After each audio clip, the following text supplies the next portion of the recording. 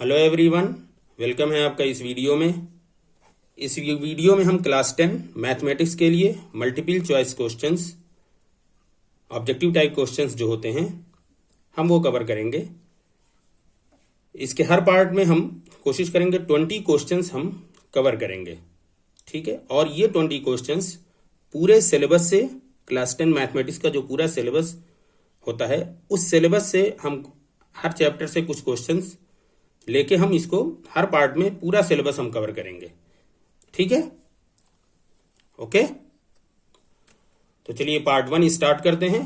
Part में 1 में हम 20 क्वेश्चन कवर करेंगे। स्टार्ट करते हैं हम पार्ट 1। ओके, देखिए क्वेश्चन नंबर 1 है आपका, for any integer, any positive integer Q, every odd integer is of the form Q, Q plus 1, 2q plus 1 and 2q। तो अब आपको क्वेश्चन क्या है कि अगर q एक पॉजिटिव इंटीजर है तो हम इस q की हेल्प से एक और पॉजिटिव इंटीजर किस फॉर्म में लिख सकते हैं। वो फॉर्म कौन सी होगी इनमें से कि वो ऑड इंटीजर होगा, ठीक है।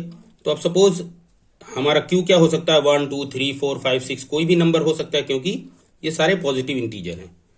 अब अगर हम q को हम सपोज करते हैं कि इसका आंसर हमारा ऑड इंटीजर q बनेगा, तो देखिए q की वैल्यू तो 2 भी हो सकती है, तो ये तो नहीं हो सकता।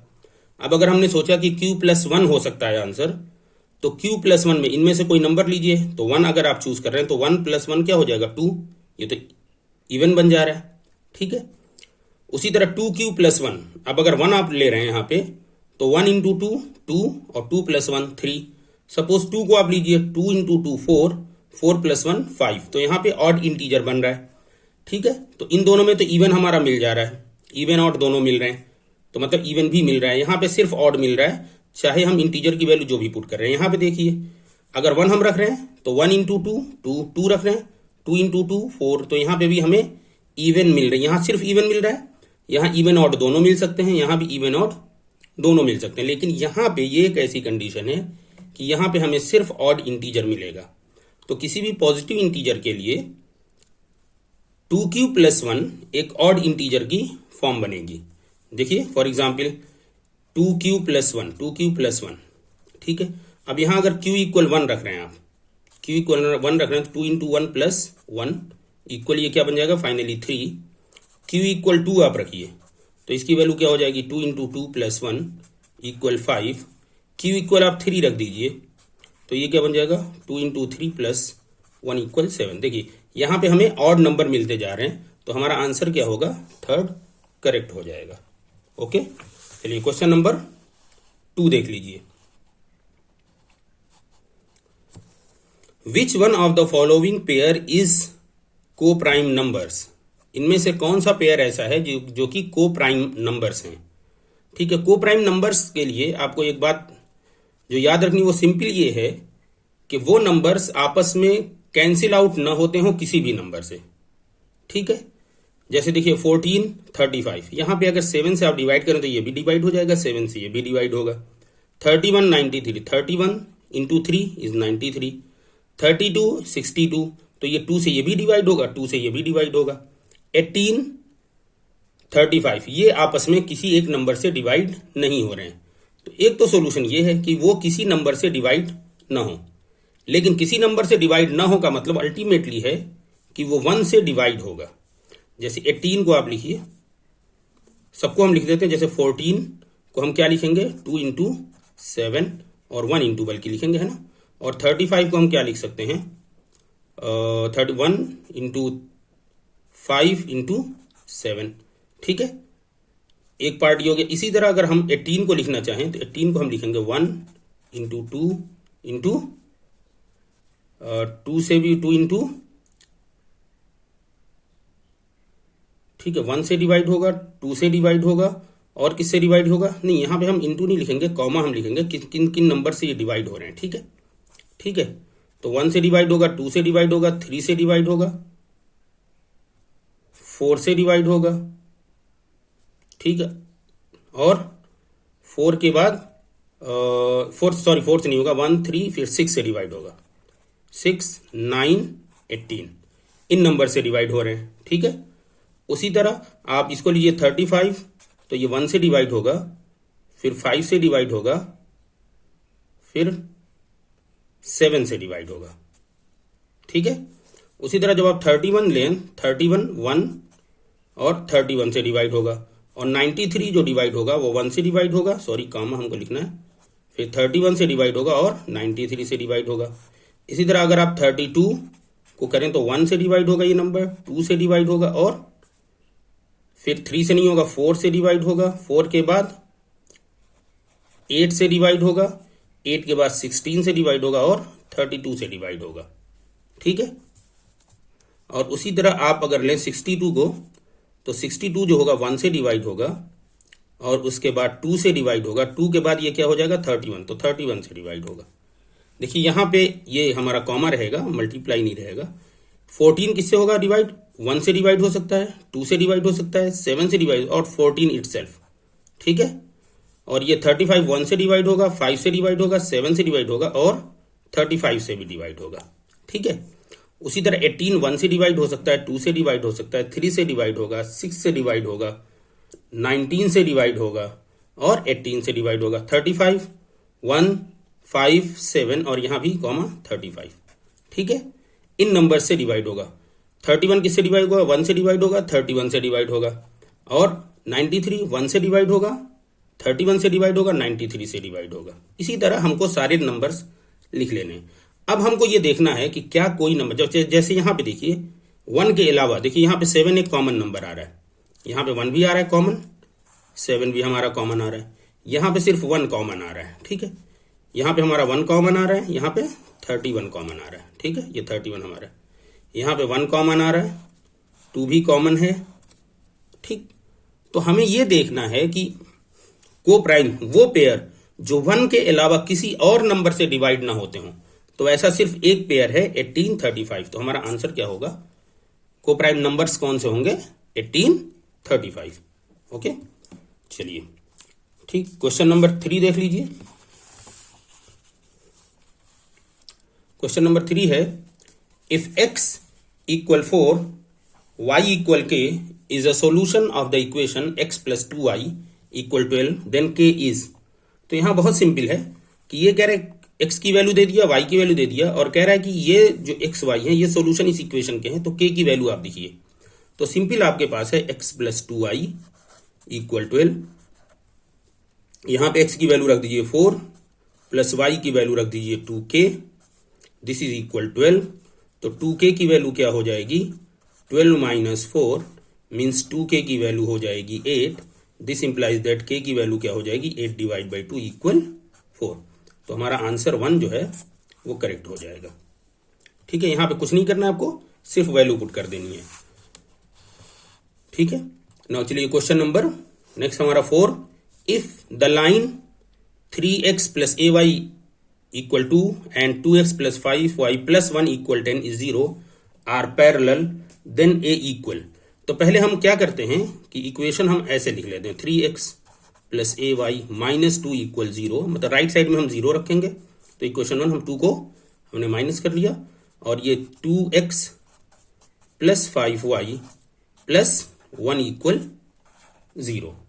ठीक है, तो हमें देखना ये है कि कोफिशिएंट हमारे जो हैं वो बराबर होने चाहिए। यहां पे x और y के करेस्पॉन्डिंग जो हैं कैसे करेंगे, 3/2 इक्वल a/5। ठीक है, अब अगर ये इक्वल होंगे तभी हम कह सकते हैं कि ये क्या लाइन होंगी, पैरेलल होंगी। ये कंडीशन हमारी है। जैसे हम यहां लिखते हैं a1x plus a2, a1x plus b1y, a2x plus b2y। ठीक है, तो हम लिखते हैं a1 upon a2 equal b1 upon b2। अगर ये इक्वल होते हैं तो हमारी लाइन क्या होगी, पैरेलल। यहां से अगर हम a की वैल्यू निकालें तो ये हो जाएगी 15 डिवाइड बाई 2। तो हमारा आंसर 4 जो है वो करेक्ट आंसर है। ठीक है, यहां पे हमको सिंपल ये कर लेना है, x और y के कोफिशिएंट को इक्वल कर देना है। ठीक है, x यहां देखिए x का कोफिशिएंट 3 और डिवाइड बाई 2, y का कोफिशिएंट a, यहां y का कोफिशिएंट 5, इनको आपस में इक्वल कर दीजिए।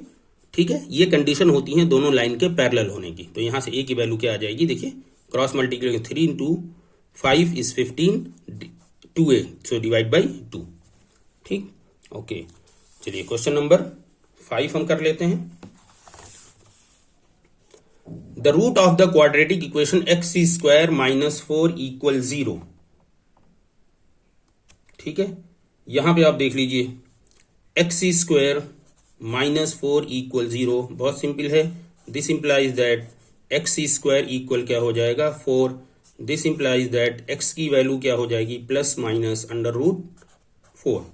दिस इंप्लाइज दैट एक्स की वैल्यू क्या हो जाएगी प्लस माइनस 2। ठीक है, तो हमारा कौन सा आंसर सही हो रहा है 1 हमारा करेक्ट आंसर हो गया। ओके,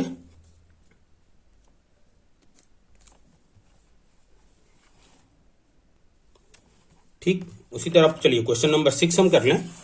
क्वेश्चन नंबर 6 क्या है, if one of the root of the quadratic equation x square plus 2x minus P equal 0 is -2। ये कह रहा है इसका एक रूट है, इस इक्वेशन का एक रूट क्या है -2। तो कह रहा है कि p की वैल्यू बताइए। तो यहां बहुत सिंपल आपको ये करना है कि ये जो हमारी इक्वेशन की left hand side the equal 0 तो छोड़ देना है ये वाली वैल्यू। अगर इसका एक रूट -2 है तो -2 जब यहां पुट करेंगे x की जगह पे तो हमारा आंसर क्या आना चाहिए 0 होना चाहिए। मतलब ये -2 x की वैल्यू है, एक वैल्यू, दो वैल्यू आनी चाहिए क्योंकि एक्स स्क्वायर है। तो हमारे पास कितने रूट मिलेंगे 2 रूट मिलेंगे। ठीक है,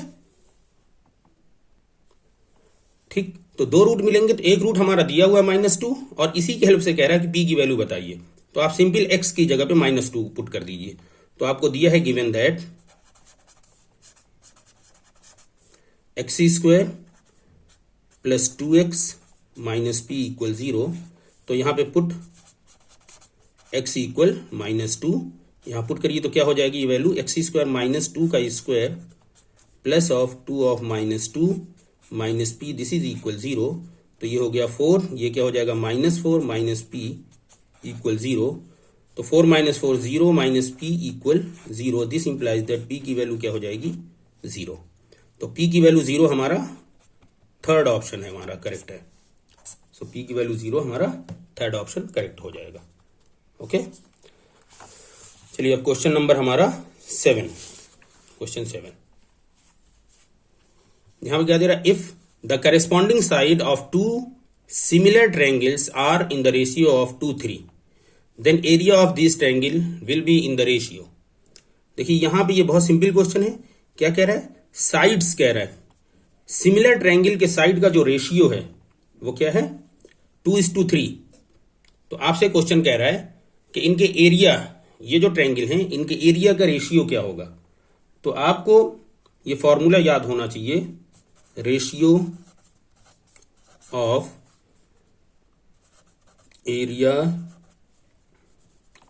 areas of similar triangles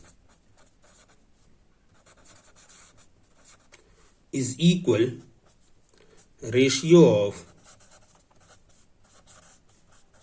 corresponding sides. ये आपका फॉर्मूला आपको याद होना चाहिए कि एरिया का जो रेशियो होता है सिमिलर ट्रायंगल में वो उनके साइड के स्क्वायर के बराबर होता है रेशियो के। तो रेशियो हमारा क्या दिया हुआ है 2/3। देखिए साइड का रेशियो क्या है 2:3 और इसी का स्क्वायर होना चाहिए। So this is equal 4/9। इसको हम लिख सकते हैं 4:9। तो हमारा आंसर 1 जो है वो करेक्ट है। तो ये फॉर्मूला बेस्ड है, आपको फॉर्मूला यहां पे याद होना चाहिए 1 कि एरिया, सिमिलर ट्रायंगल के एरिया का जो रेशियो होगा वो उनके करेस्पॉन्डिंग साइड के रेशियो के स्क्वायर के बराबर होता है। Okay okay, next question, the distance of point A from the origin से डिस्टेंस क्या होगी। तो जब भी देखिए अगर कोई एक पॉइंट दिया है और ओरिजिन से अगर उसकी डिस्टेंस पूछ रहा है तो आपको इस केस में कुछ नहीं करना है। आप सिंपल एक अंडर रूट लगाइए माइनस जो भी पॉइंट दिया हुआ है इस पॉइंट का स्क्वायर कर दीजिए प्लस 5 का स्क्वायर। दिस इज इक्वल 3 का स्क्वायर क्या होता है 9 प्लस 5 का स्क्वायर होता है 25 and this is equal under root 34। यही आंसर हो जाएगा मीन सेकेंड। लेकिन ये इसी कंडीशन में है जब ओरिजिन से डिस्टेंस आपकी पूछे। तो जो भी पॉइंट दिया है उन दोनों पॉइंट के एज इट इज स्क्वायर करके अंडर रूट में प्लस कर देना है। ओके ठीक, चलिए क्वेश्चन नंबर 9 हम स्टार्ट करते हैं। If sine A equal 3/5 then cos A will be. यहां बहुत सिंपल है, आपको कुछ नहीं करना, एक ट्रायंगल बनाइए, राइट एंगल ट्रायंगल, ठीक है, मतलब जिसका एक एंगल 90 डिग्री हो, और यहां पे आप इसको ए सपोज कर लीजिए। तो देखिए 3/5, तो ए अगर साइन निकालना हो 3/5 का मतलब ये वाली वैल्यू 3 आपकी है और ये वाली वैल्यू 5 है, मीन्स परपेंडिकुलर आपका 3 हो गया, हाइपोटेनिस जो आपका है ये क्या हो गया 5 हो गया। अब यहां से इसकी वैल्यू आप निकाल लीजिए। तो ये आपको पता होगा, अगर ये 5 है ये 3 है, तो इसकी वैल्यू हम कैसे निकालेंगे, 5 का स्क्वायर माइनस 3 का स्क्वायर अंडर रूट, ठीक है। सपोज ये ए बी सी है, ए बी सी, ठीक है, तो आपको ए बी निकालना होगा, ए बी इक्वल तो अंडर रूट क्या निकालेंगे, ए सी का स्क्वायर माइनस बी सी का स्क्वायर, ठीक है। ए सी का square 5 square minus 3 square, now this is equal 25 minus 9, this is equal under root 16, और इसकी वैल्यू क्या हो जाएगी 4, ठीक है। देखिए अब यहां हमने ये कर दिया है कि देखिए ये वैल्यू अगर 5 है, ये 3 है, तो ये वैल्यू क्या होगी 4 होगी, और कॉस ए का फॉर्मूला क्या होता है 4 अपॉन मीन्स बेस अपॉन ये जो बड़ी वाली आपकी ये होती है क्या कहते हैं हाइपोटेनियस, ये वाली वैल्यू हो जाएगी, तो 4/5। ओके, चलिए नेक्स्ट क्वेश्चन हम चलते हैं। If 2 cos 3 theta equal 1 then theta equal, ठीक है। यहां पे भी आपको कुछ नहीं करना है, बहुत सिंपल है, 2 cos 3 theta equal 1, this implies that cos of 3 theta this is equal 1/2, this implies that cos of 3 theta 1/2, theta के कौन से एंगल में 1/2 आता है, तो cos 60 डिग्री, cos जो 60 डिग्री होता है यहां पे क्या आता है 1 आंसर आता है, ठीक है, ये तो आपको पता ही होगा। दिस इंप्लाइज दैट, अब देखिए यहां भी cos है यहां भी cos है, तो दोनों तरफ से cos एलिमिनेट हो जाएगा, that means 3 theta equal 60 degree, this implies that theta equal 60 degree divide by 3, that means 20 degree, और ये आंसर आपका सेकंड जो है ये करेक्ट हो गया, ठीक है, सेकंड आंसर आपका करेक्ट आंसर है। ओके, चलिए क्वेश्चन नंबर हमारा 11, if sine theta equal under root 3/2 then value of this.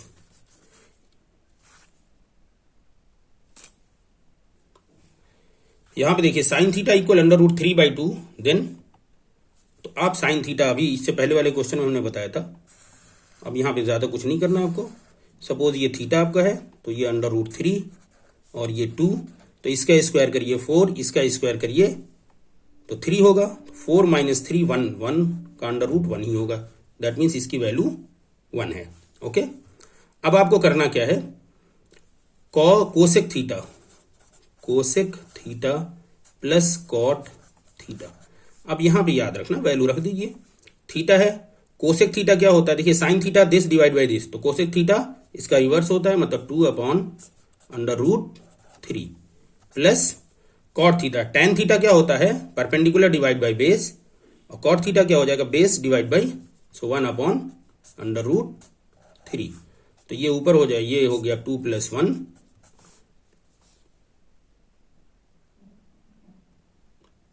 2 + 1 divide by √3, this is equal 3/√3, और यहां पे आप देखिए 3/√3 को हम क्या लिख सकते हैं √3, तो हमारा सेकंड आंसर जो है वो करेक्ट आ गया। अब यहां पे देखिए अगर आप इसको कैलकुलेशन करने जाएंगे तो बड़ा मुश्किल सा लगेगा कि cot theta plus cosec theta plus cot theta कैसे कैलकुलेट कर, सिंपल ये है कि आप ट्रायंगल बनाइए, और ट्रायंगल में एक जो साइन थीटा है तो किसी एक को थीटा आप सपोज करिए, बेसिकली जो भी यहाँ एंगल देता है हम इस वाले एंगल को थीटा कैलकुलेट वही एंगल मान लेते हैं, और यहाँ पे आप √3 ये वाली वैल्यू होती है, नीचे वाली वैल्यू जो होती है वो ये बड़ी वाली ये होती है, ठीक है, परपेंडिकुलर ये हो गया हमारा, ये बेस हमारा। अब ये फॉर्मूला आपको ये दोनों याद होना चाहिए कि इन दोनों की वैल्यू हम ये राइट एंगल ट्रायंगल में कैसे लिखते हैं, तो आपको आंसर आसानी से मिल जाएगा। नेक्स्ट क्वेश्चन, क्वेश्चन नंबर 12, देखिए ये भी आसान है बहुत, sign square 60 minus sine square 30, ठीक है, तो यहाँ पे हो गया आपका, चलिए लिख लेते हैं, sine square 60 degree minus sine square 30 degree, this is equal sine square 60, sine 60 की वैल्यू क्या होती है, √3/2, तो इसका स्क्वायर हो गया, माइनस साइन 30 होता है 1/2, तो 1/2 का square, now this is equal 3/4 minus 1/4, ये तो 4 हमारा ये कॉमन नीचे है, ठीक है, तो अब ये हो गया 3 - 1, this is equal 2/4, that means 1/2, second answer हमारा करेक्ट हो गया। अब यहां पे आपको साइन 60 और साइन 30 की वैल्यू आपको पता होनी चाहिए। Question number 13, if length of an arc corresponding to a sector of angle theta of a circle with radius r, ठीक है, और यहां पे आपको पूछ रहा है कि आर्क की लेंथ क्या होगी, ठीक है, कोई भी ट्रायंगल देखिए होता है, सॉरी सर्किल, एक सर्किल हम बना लेते हैं, कोई भी सर्किल होता है और इसका एक पोर्शन जो होता है यही हमारा आर्क कहलाता है। ये जो सपोज ये वाला पोर्शन हमने ले लिया, इतना पोर्शन, ये हमारा आर्क कहलाएगा। ये हमारा देखिए कोई भी सर्किल होगा तो उसका एक सेंटर होगा, ठीक है,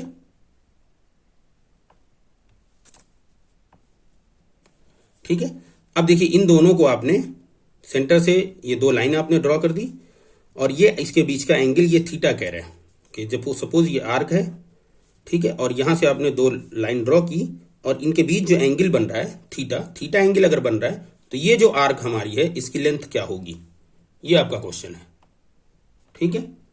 तो यहां पे आपको ये ध्यान रखना है कि टोटल जो हमारा है, टोटल हमारा कितना होता है 360 डिग्री। ये 360 डिग्री अगर आर्क हमारी है तो देखिए ये हमारी जो ये होती है सरकमफ्रेंस, सरकमफ्रेंस क्या होता है 2πr, 2πr, ठीक है, और पूरी सरकमफ्रेंस में हमारा जो एंगल बनेगा वो कितना बनेगा 360 डिग्री, ठीक है, 360 डिग्री हमारा एंगल बनेगा। तो इसका मतलब 360 डिग्री एंगल जो है वो हमारा किसको रिप्रेजेंट करेगा 2πr को। इट मींस 1 डिग्री अगर हम एंगल लेते हैं तो ये क्या करेगा 2πr डिवाइड बाई 360 डिग्री। अब आपको पूछ रहा है कि ये अगर एंगल थीटा हो तो थीटा अगर एंगल हो जाए, ठीक है, तो फिर क्या होगा, ये हो जाएगा 2πr upon 360 degree into theta, ये हमारा आंसर हो जाएगा, ठीक है। अब देखिए इसमें कौन सा मैच कर रहा है, theta upon 360 into 2πr, third option हमारा यहां करेक्ट हो रहा है, थर्ड ऑप्शन करेक्ट हो रहा है।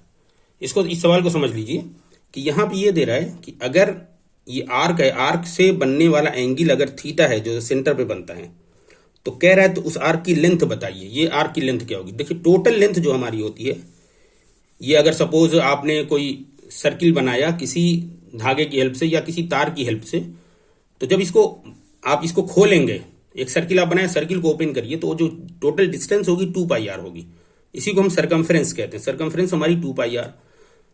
तो 2πr के लिए 360 डिग्री पूरा राउंड हम करते हैं तो 2πr होता है, तो यही कह रहा है 360 पे 2πr हमारा बनेगा, 1 डिग्री पे 2πr अपॉन 360, सिंपल मैथमेटिक्स है। तो अगर हम एंगल थीटा कर दें तो जाहिर सी इस थीटा से मल्टीप्लाई हम कर देंगे, ठीक है, ये आंसर हो गया आपका। Now question number 14, the perimeter of a square circumscribing a circle of radius a.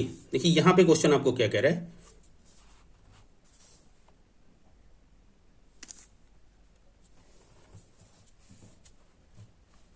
देखिए ये हमारा क्वेश्चन है कि the perimeter squares circumscribing a circle of radius a. तो पहले आप एक सर्किल बनाइए और इससे इसके अंदर, मतलब सर्किल को एक स्क्वायर के अंदर आप रखिए।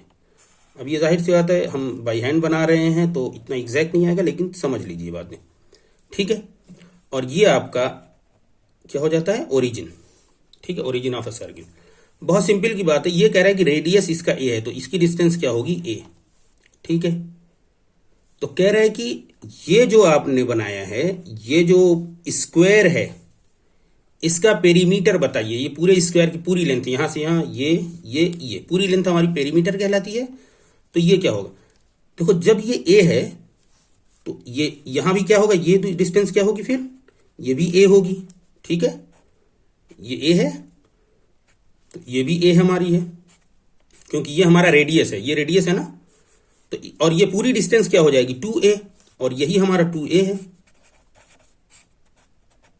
तो पेरीमीटर हमारा क्या होता है फॉर्मूले से, और अगर फॉर्मूला आपको ना भी याद हो तो ये 2a है, स्क्वायर है तो सारे 2a होंगे, तो 2a plus 2a plus 2a plus 2a, this is equal 8a। Answer number 1 correct answer है। ठीक है, और अगर आपको पता हो तो ये 2a है, पेरीमीटर क्या होता है, पेरीमीटर हमारा होता है 4 इंटू जो स्क्वायर ऑफ द साइड, यहां हम सॉरी साइड 4 इंटू साइड, और ये हम पेरीमीटर बात कर रहे हैं स्क्वायर की। ठीक है, स्क्वायर के लिए 4 इंटू साइड, तो 4 और इंटू 2a, तो 4 इंटू 2a इक्वल 8a। तो चाहे आप ऐसे कर लें चाहे ऐसे कर लें। ठीक है, ओके, चलिए नेक्स्ट क्वेश्चन स्टार्ट करते हैं। Question number 15. A cylinder and cone have equal heights and with their equal radii. The ratio of their volume is. यहाँ पे हमें सिलेंडर का वॉल्यूम और कोन का वॉल्यूम पता होना चाहिए। तो volume of cylinder and ratio में निकालना, तो divide by volume of cone. यहां पे हाइट और रेडियस जो है वो इक्वल कह रहे हैं, तो जब दोनों इक्वल है तो हम दोनों का फॉर्मूला आर और एच के फॉर्म में लिख देंगे, R1 R2 और H1 H2 नहीं करेंगे। ठीक है, तो सिलेंडर का जो वॉल्यूम होता है वो पाई आर स्क्वायर एच होता है, और कोन का जो वॉल्यूम होता है वो 1/3 पाई आर स्क्वायर एच होता है।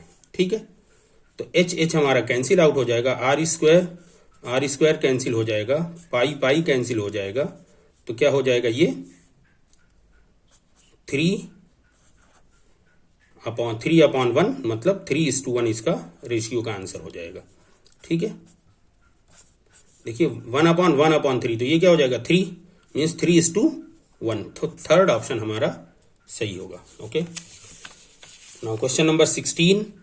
The radius of a right circular cylinder is 7 centimeter and vertical height 8 centimeter.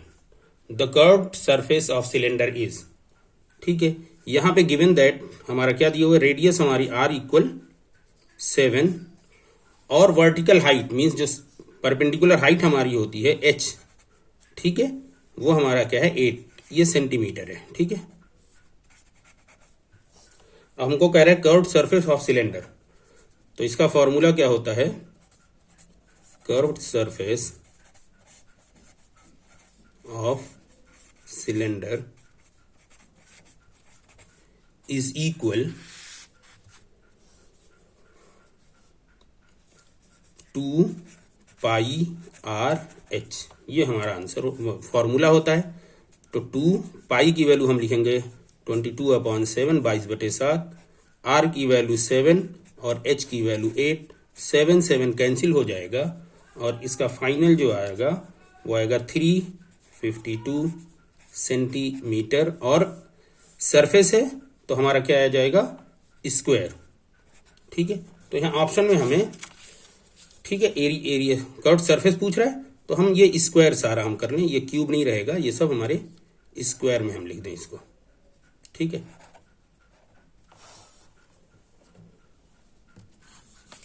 तो हमारा कौन सा आंसर सही होगा 352, थर्ड हमारा आंसर सही हो जाएगा। Okay, now question number 17. The arithmetic mean of natural number from 1 to 9.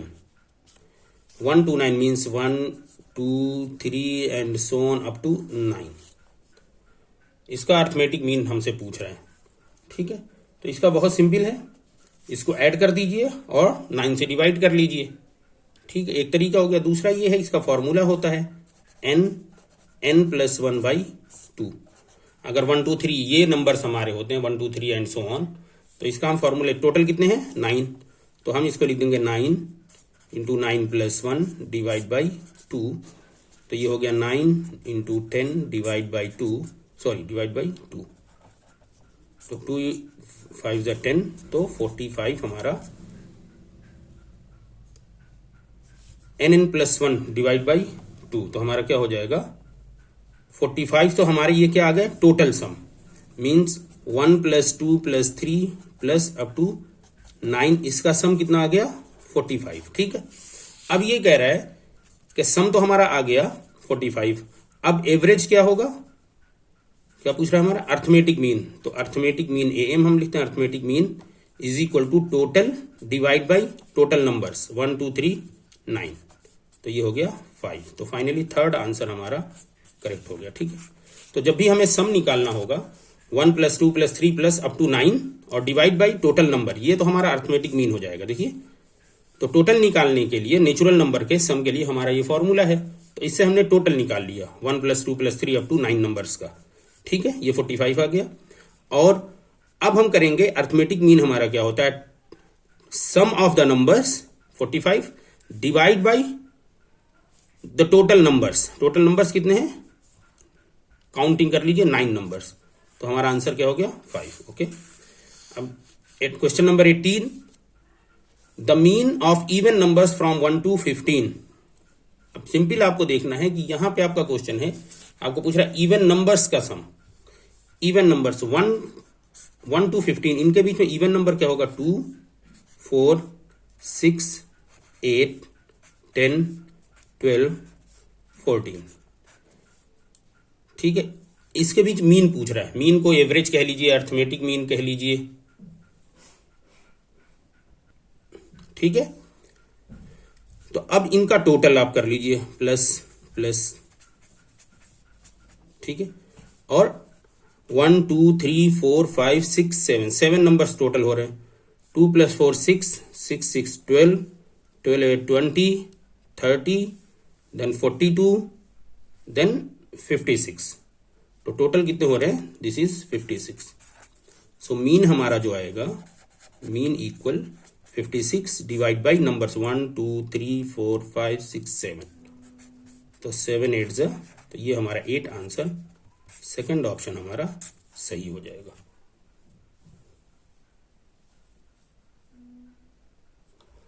Question number 19, the mod of the numbers.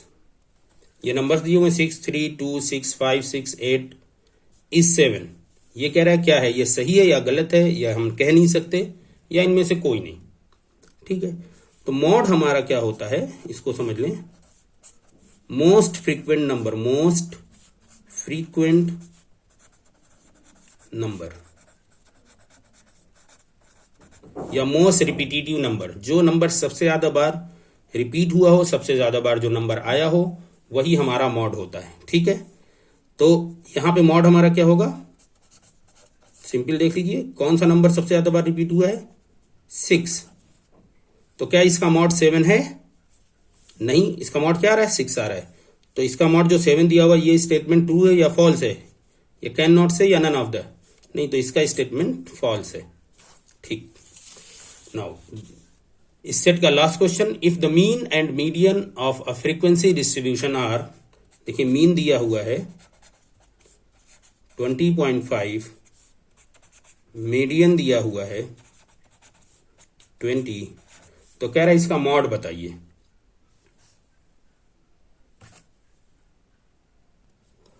ठीक है, तो ये ऐसे केसेस में मॉड का फॉर्मूला हमारा होता है 3 मीडियन -2 मॉड। ये फॉर्मूला हमारा होता है, मीन मीडियन मॉड के बीच में ये रिलेशन होता है हमारा। तो 3 × मीडियन, सो 3 × 20 -2 × मीन, ये मीन होगा MEAN, मीन MEAN। ठीक है, ये मीन हमारा है। ठीक है, 2 × 20.5।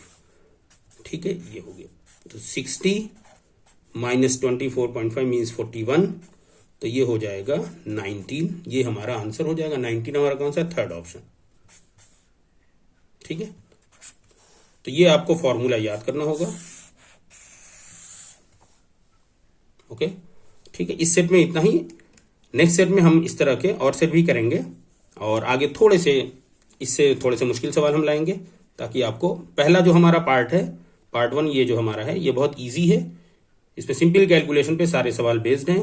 ओके, आगे भी हम और दूसरे सेकंड थर्ड पार्ट भी लाएंगे आपके लिए, ठीक है। ओके, मिलते हैं अगली वीडियो में, गुड बाय।